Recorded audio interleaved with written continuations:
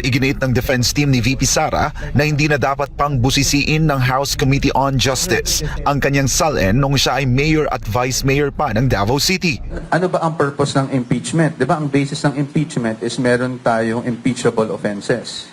Ang impeachable offenses ay offenses again committed while the impeachable officer is in office as an impeachable officer. So, ibig sabihin nun, doon lang sa time na vice-presidente siya. Iginit din ng depensa na walang hindi pagtutugma sa pagitan ng mga deklarasyon sa SALN at sa mga ulat ng Anti-Money Laundering Council.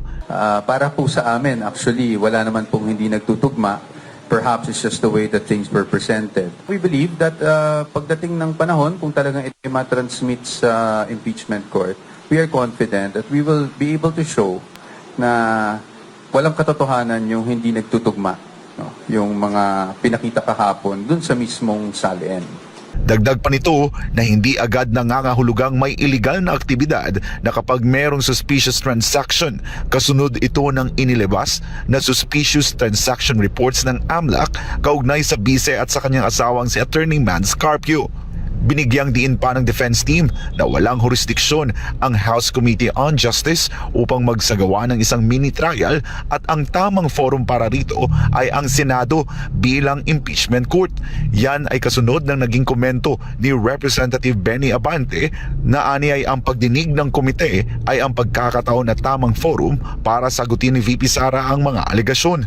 While I respect the opinion of Representative Abante, I think he also knows, I'm certain that he is aware na ang tamang venue o ang tamang panahon para mag-conduct ng trial o para sagutin at magbigay kami ng ang ebidensya, ang Vice-Presidente, ay hindi sa Committee on Justice.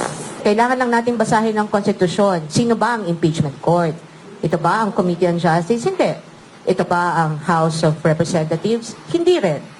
So sino? According to the Constitution, ang impeachment court, if that even will be constituted, ay ang Senado. Sa huli, tiniyak ng kampo ng bise na handa silang humarap sa impeachment trial at ipakita sa publiko na walang katiwalian si VP Sara.